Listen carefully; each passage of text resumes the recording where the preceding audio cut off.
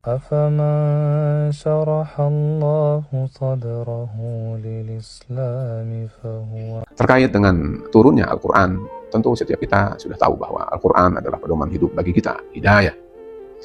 Al-Quran ini mendapatkan ataupun terjadi dua tahap. Allah turunkan yang pertama kali adalah yang kita sebut dengan malam Lailatul Qadar. Bahkan dalam ayat yang lain Allah sebutnya fi lailatin mubarakatin, pada malam yang Allah berkahi. Dan itu adalah tentu bertepatan dengan Rasul menerima wahyu, yaitu bulan Ramadan juga waktu itu. Pada bulan Ramadan, para ulama ada yang mengatakan bahwa itu terjadi pada 10 malam terakhir bulan Ramadan. Dan itu adalah dari langit, dari Batul Izzah ke as-sama'ud dunya, ke langit dunia. Jumlatan wahidah, sekaligus.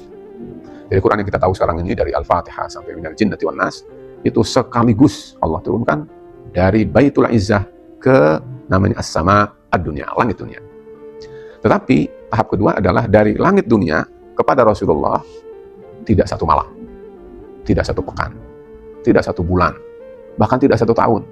Yang pasti tidak kurang dari 23 tahun. Terkadang ada sebab kasus yang disebut dengan sababun nuzul, di mana ada kasus tertentu lalu dijadikan sebagai jawaban dan sikap terhadap pertanyaan dan kasus itu. Atau kadang Allah SWT turunkan sesuai dengan kehendaknya dan perintahnya. Allah perintahkan kepada Jibril, sampaikan ini kepada Muhammad, maka turunlah. Dan itu sampai dengan 23 tahun. Ikhwatul Islam, ikhwatul iman, rahimani Allah wa iyyakum. Al-Quran ini sebenarnya merupakan bagian dari katalog kita. Setiap barang, setiap produksi yang kita produksi ada petunjuknya. Karena itu dia adalah fitrah. Allah menyebutnya fitrah. Fa'aqim wajhaka lid-dini hanifah. Fitratallah allati fataran nasa 'alaiha la tabdila li khalqillah.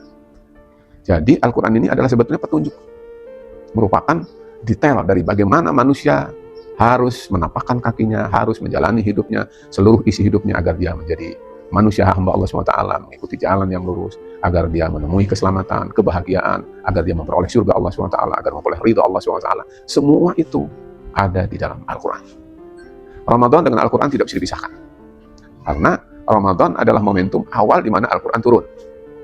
Tetapi sekaligus juga Ramadan adalah merupakan waktu, momentum, kesempatan bagi kaum muslimin untuk berlatih diri agar dia menjadi manusia yang bertakwa, agar dia menjadi manusia yang mulia di sisi Allah SWT. Dan tidak mungkin manusia sampai kepada derajat yang mulia, selamat dan ridha Allah SWT tanpa Al-Quran. Oleh karena itu benar-benar seperti yang Allah firmankan, kata Allah SWT, syahrul Ramadan alladzi unzila fihi al-Quran hudan linnas wa bayyinatin minal huda wal furqan. Al-Quran itu adalah petunjuk bagi manusia. Jadi kalau kita ingin selamat, di Al-Quran jawabannya. Kalau kita ingin sehat, di Al-Quran jawabannya. Kalau manusia ingin bahagia, Al-Quran. Kalau ingin memperoleh rahmat Allah, Al-Quran. Kalau ingin memperoleh pengampunan dari Allah, Al-Quran. Ingin memperoleh surga Allah, ya Al-Quran. Jadi ini yang harus merasuk ke dalam jiwa kita sebagai muslim, sehingga tidak boleh ada sesaat pun muslim terlepas dari Al-Quran. Karena dengan terlepas dari Al-Quran, sama dengan dia membutakan jalannya, sehingga berpeluang untuk tersesat. Na'udzubillah. Demikian, mudah-mudahan bermanfaat. Dan Ramadan ini menjadikan hamba yang selalu berpedoman pada Al-Quran, sehingga kita lurus sesuai dengan kehendak Allah dan cita-cita semua kita selamat dan bahagia. Demikian, wassalamualaikum warahmatullahi wabarakatuh.